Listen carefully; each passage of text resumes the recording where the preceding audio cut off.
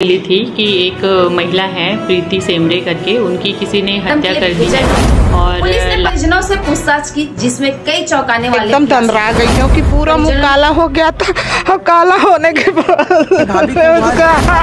जबरदस्ती शराब पिलाता था और शराब पिलाने के बाद में उसे विवाह के लिए परेशान करता था। हालांकि इसमें पुलिस दोनों पी, वो भी पीते, वो दारू पीते जी, वो भी पीते। आपके साथ संबंध है उसके? जी। नमस्कार, मैं हूँ आंचल और आप देख रहे हैं द छत्तीसगढ़। आज की सबसे सनसनीखेज खबर बालोद जिले से आ रही है, जहां एक देवर ने अपनी भाभी को शराब पिलाकर पहले शादी का दबाव बनाया और फिर इनकार करने पर गला घोटकर उसकी हत्या कर दी। हत्यारे ने लाश के बगल में रात भर सोकर गुजारी। मामला दल्लीराजरा थाना क्षेत्र का है। आइए जानते हैं पूरा मामला विस्तार से।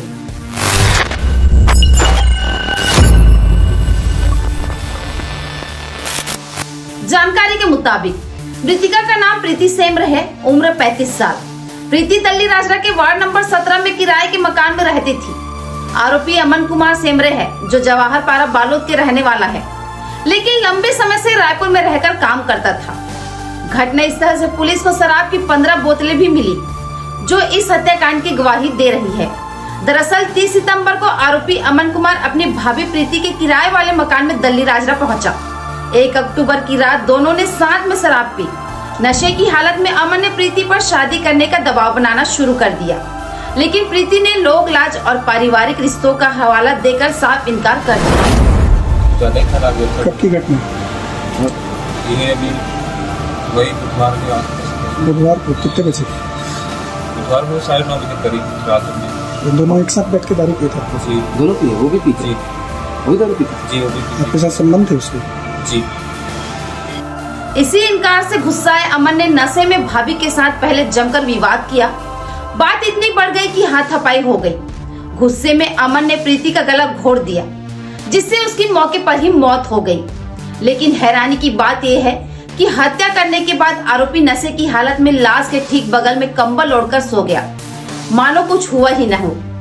अब सवाल ये है कि हत्याकांड का राज कैसे खुला। 2 अक्टूबर की शाम करीब 6:30 बजे प्रीति की मां छायाबाई अपनी नातिन के साथ बेटी के घर लौटी। दरवाजा खटखटाया, लेकिन अंदर से कोई जवाब नहीं आया। अनहोनी की आशंका से उन्होंने मोहल्ले वालों की मदद ली और दरवाजा तोड़ने की कोशिश की। इसी बीच आरोपी अमन अपना बैग लेकर भागने लगा, लेकिन पड़ोसी ने उसे पकड़ लिया। अंदर जाकर देखा तो प्रीति की लाश चादर से ढकी पड़ी थी। तुरंत पुलिस को सूचना दी गई। मेरे को जानकारी कब हुई है कि मैं कल शाम के आई हूँ 6:30 बजे। ताला खोल के मैं अंदर आई हूँ।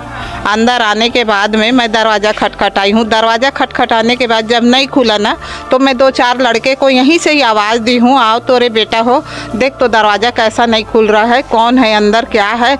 तब उन्होंने आए हैं, दरवाज़ा को यहाँ आके दरवाज़ा खटखटाए हैं और ये खिड़की से आवाज़ दिए हैं कि भाई जो कोई भी अंदर है बाहर निकल जा, नहीं तो हमसे बुरा कोई नहीं होगा करके लड़के लोग ने बोले हैं। तब वो अपना बैग पकड़ के भाग रहा था, वो निकल के भाग रहा था वही अमन।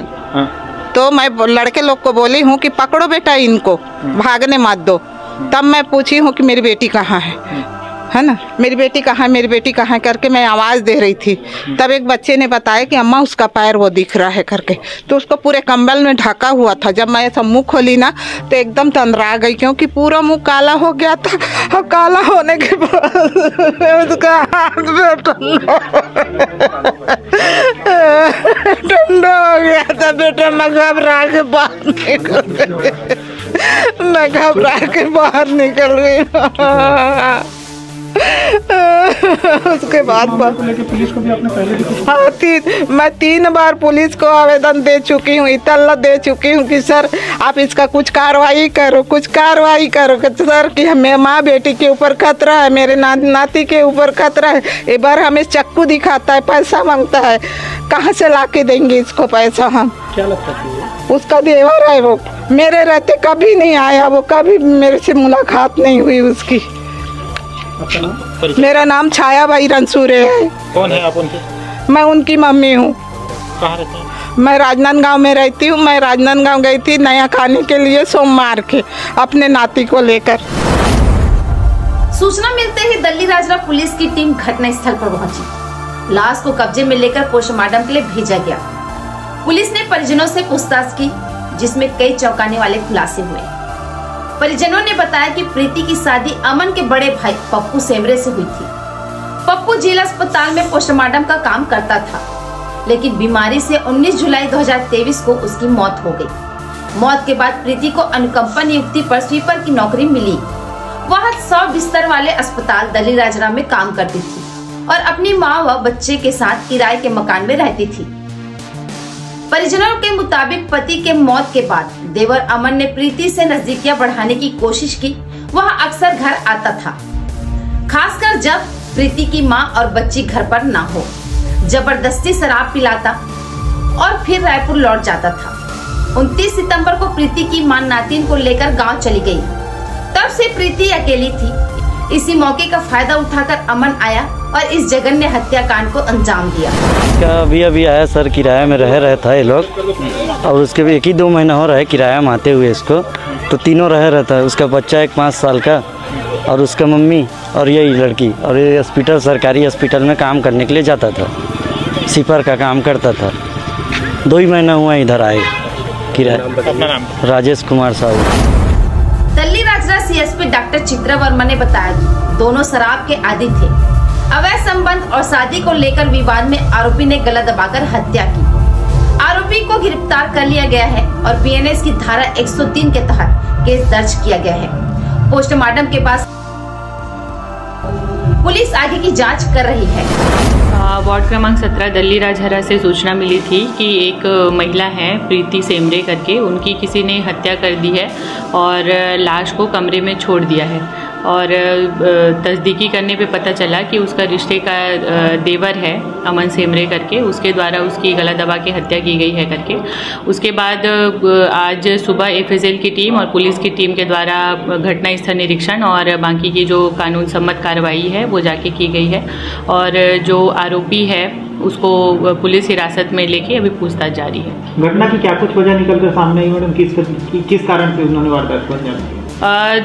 मृतिका और आरोपी दोनों के मध्य में पुराना जान पहचान था, क्योंकि वो उसके रिश्ते में देवर लगता था, तो इनका पहचान और घर में आना जाना पहले से ही था और शराब के नशे में दोनों के बीच में वाद विवाद हुआ है, उसी पर से ये घटना को अंजाम दिया गया। मैडम, आरोपी ने क्या कुछ जानकारी दी है कि कब उन्होंने वारदात को अंजाम दिया?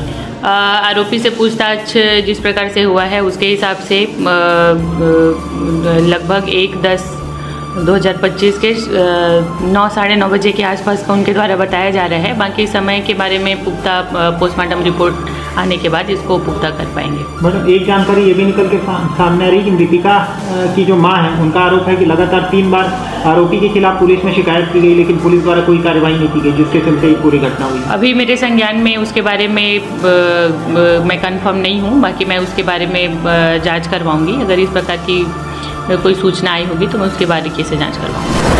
मृतिका जो है वो बालोद जिला अस्पताल में लंबे समय तक स्वीपर के रूप में सेवा देने वाले पप्पू विनोद सेमरे की पत्नी थी। पप्पू की मौत 19 जुलाई 2023 में हो गई। इसके बाद में उनकी पत्नी प्रीति, इन्हें दल्ली राजहरा के 100 बिस्तर अस्पताल में अनुकंपा नियुक्ति के रूप में नौकरी मिली थी। वे नौकरी कर रही थी। इसी दौरान पप्पू के मरने के बाद में जो मृतिका के पति थे, उनके निधन होने के बाद में मृतिका के देवर जो आरोपी है अमन सेमरे, वे अपने भाभी से लगातार नज़दीकियां बढ़ाने की कोशिश करने लगा और लगातार उनके घर आता जाता था।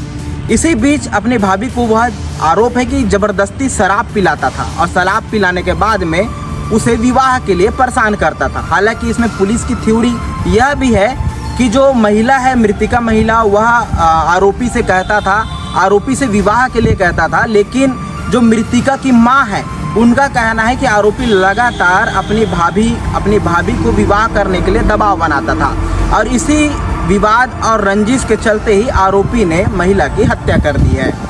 पूरी घटना की जानकारी तब हुई जब मृतिका की मां राजनांदगांव से वापस अपनी बेटी के पास पहुंची। घर का दरवाज़ा लगा हुआ था और इसके बाद में जब दरवाज़ा खटखटाया गया तो अंदर से कोई आवाज़ नहीं निकली। जब महिला ने आस पड़ोस के लोगों को दरवाज़ा तोड़ने के लिए जब बुलाया तब दरवाजा तोड़ने की कोशिश हुई। तब आरोपी जो है वो अर्धनग्न अवस्था में अपना बैग पकड़कर भागने की कोशिश करने लगा। तो आसपास के जो पड़ोसी थे, जो मोहल्ले वासी थे, वो आरोपी को पकड़े। इसके बाद में फिर पुलिस को सूचना दी और जब अंदर जाकर देखा गया तो महिला करीब 24 घंटे से मृत अवस्था में पड़ी थी। बताया जा रहा है कि आरोपी हत्या करने के बाद उसके बगल के बेड पर ही करीब 24 घंटे तक सोया रहा। फिलहाल आरोपी को दल्ली राजहरा पुलिस ने गिरफ्तार कर लिया है और आगे की जांच जारी है। संजय सोनी। ये थी बालोद जिले से दिल दहला देने वाली खबर। क्या ऐसे रिश्ते में विश्वास टूटना समाज के लिए खतरे की घंटी है? अपनी राय कमेंट्स में जरूर बताएं। अगली खबर तक के लिए नमस्कार। आप देखते रहिए द छत्तीसगढ़।